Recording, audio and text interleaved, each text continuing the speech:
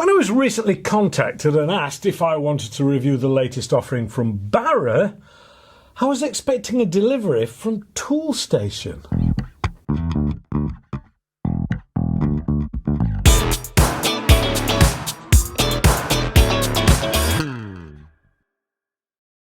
Hello and welcome to AAR on Air. This week is a newcomer on the scene in the world of underlever replicas from a name not as instantly recognisable as some others. Let's take a look, shall we? This is the Barra 1866, and yes, it's a shell-ejecting Winchester replica, but this one has more than a few tricks up its sleeve. Walk around first then, with a few stats. This is 967mm or 38.4 inches long and tips the scales at 2.9 kilograms or 6.5 pounds, which means it feels good, weighty and solidly put together. It has a more chunky look to it than we're probably used to, that is. This particular one is in black and wood. I say wood, they actually class this as faux wood, but they're getting so good at it these days that you have to look very closely to see it isn't actually wood. These are also available in a gold and silver finish too. Now, I'll cut straight to the chase. The thing that immediately grabbed my attention on this was the hexagonal shape outer barrel. I love it, which ironically wasn't available on the Winchester underlever until 1876 rather than 1866, which this rifle is named after. But I really don't care. It looks amazing. Now, I'm pretty sure I'll have opened up a whole Pandora's box around the date thing. But please feel free to contact me, leave messages, start an argument, do what you like really. I just love it. The barrel on this is 477mm long and rifled, so yes, this is designed for pellets in this 177 caliber. I think at this moment in time it's worth noting another trick this Barra has. The barrels are interchangeable. You see, there is a 22 caliber conversion kit available, which includes 22 cal rifled barrel and 22 shells. Got that?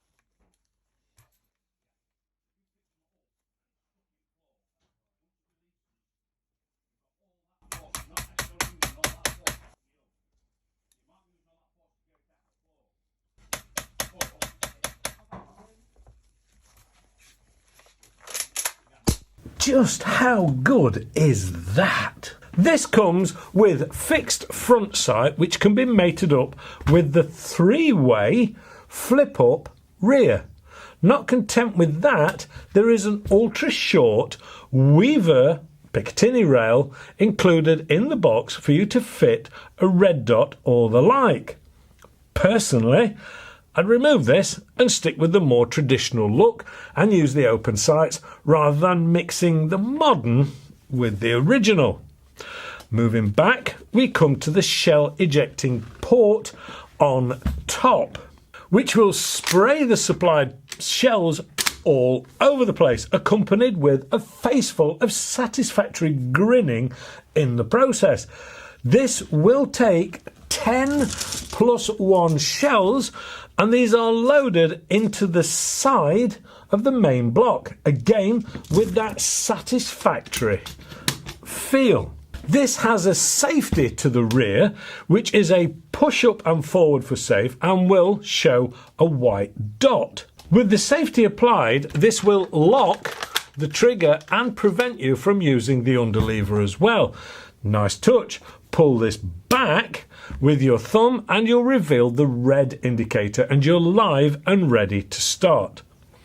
The underlever is nice and smooth in action, and to get the best out of those flying shells you really need to be firm with it and not frightened.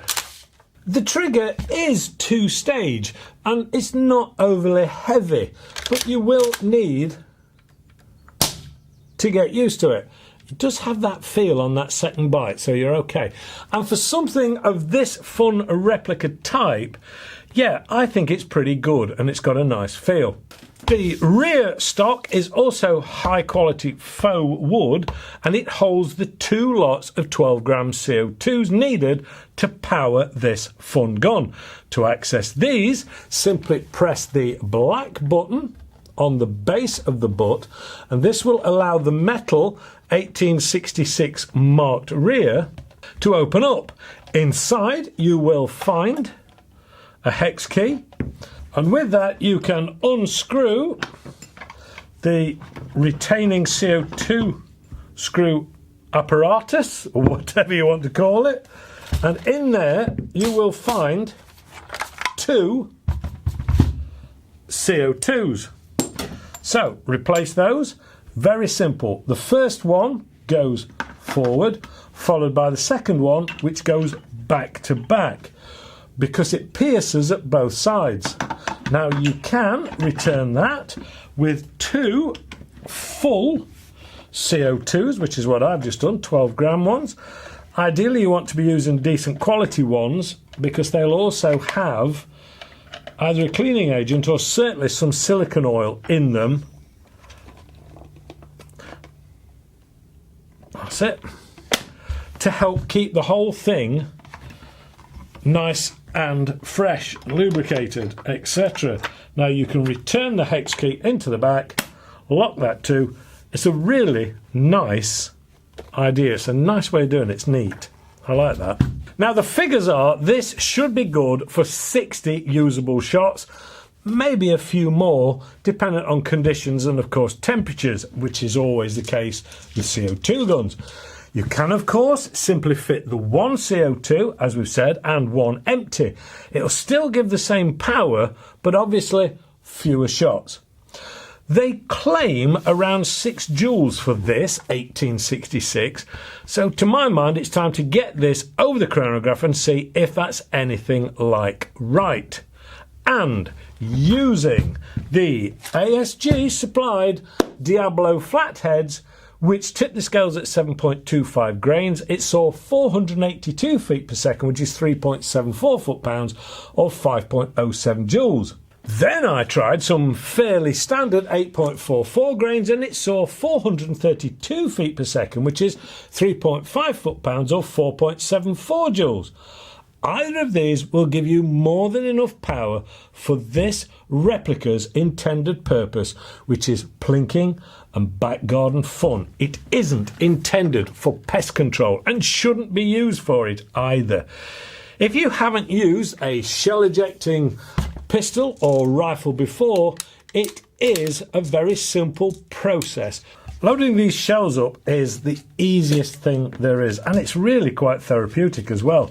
Simply put them in face forward into the back of each of the shells. Now, years ago they used to do these as pre-charged. Well, they're not allowed anymore. They were banned in this country many years ago. But this, I suppose, is the next best thing. The only difference is the power itself is maintained within the gun. Now, it will take 10 in the magazine, which is underneath the barrel, and 1 in the chamber.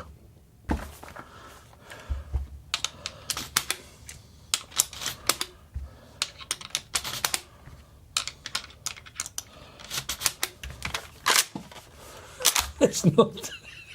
It's just great, isn't it?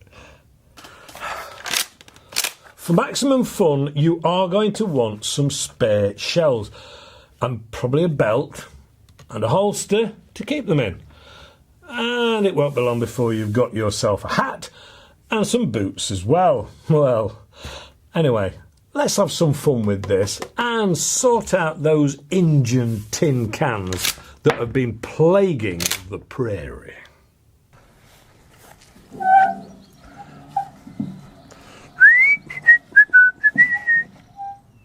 What? We're reviewing the Barra, right? Not this sort of Barra. Okay. Now you tell me. Cowboy builder.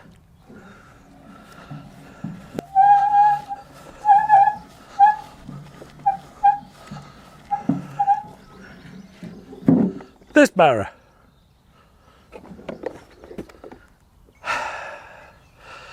I think the Barra they're actually interested in is this one, which is the Barra 1866. It's a really nice piece of kit, to be absolutely fair, and it's compulsory that you have a cowboy hat with it as well, so before anybody says anything, it is a shell ejecting, so you're going to want so many of these, and you're going to want them all preloaded with whatever pellets, because it's not a BB, it's a pellet one that you want.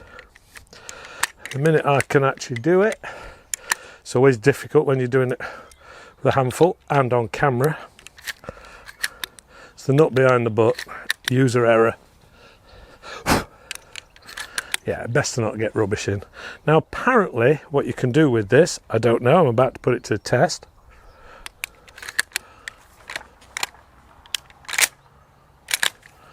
That's 10 plus 1. Not a bad idea. Loaded up with 11. You get 10, I believe, in the kit, but you can put 11, so, and you're going to want some more come what may. I don't care what anybody says. It is a really nice piece of kit. It's faux wood, but they're so good these days with this wood.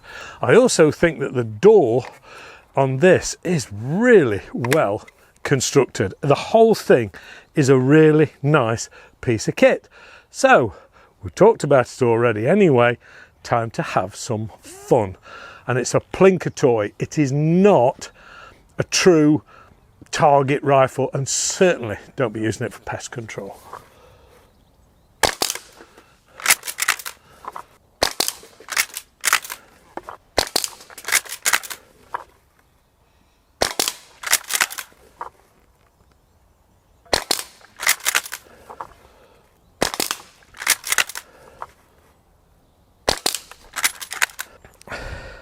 A floor full. Let's reload and let's do something else, shall we? Just finish loading it up. Again, don't be frightened to actually use that underlever. Let's have a go.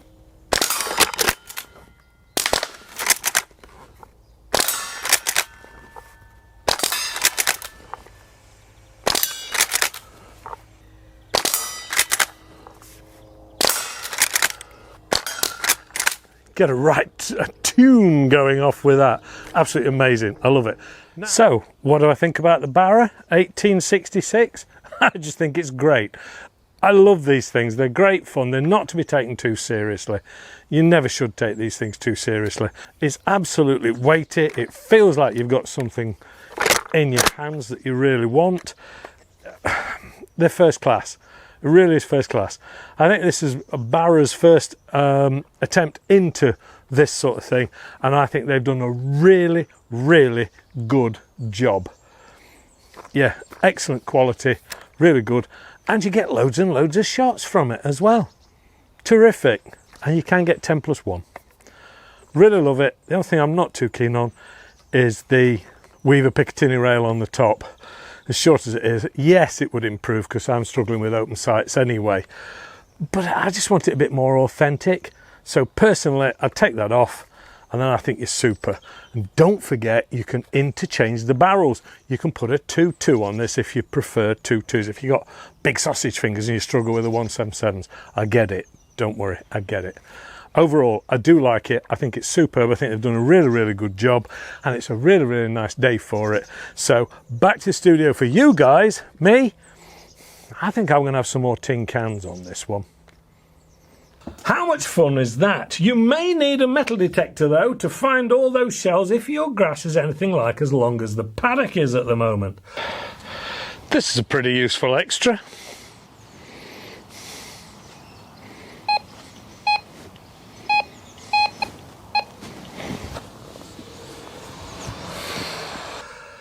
The quality of this rifle is excellent and seems even better when you consider the price, which I think represents great value considering the quality of finish, the ability to change the barrels if you want to buy the extra kit. It has that amazing hexagonal outer barrel and of course the rifled inner, so no ricocheting BBs and an endless choice of pellet options with just enough power to have some real fun, but not too much to cause anybody any worries. What is there not to like? Hopefully you've enjoyed this look at the Barra 1866. If you have, please give us the old thumbs up, subscribe and feel free to share, and don't forget to click the alarm notification bell to be notified when new reviews are out. There is all of this lot and the AAR on our website for more info, merch, etc. A big thank you to the guys at Vector Air and JB at ASG for their help with this one. The biggest thanks as always goes out to you guys for watching and supporting the channel. Please stay safe, you know it's coming, and shoot safe, and hopefully I'll see you all next week. Whoa, bye for now. Brilliant.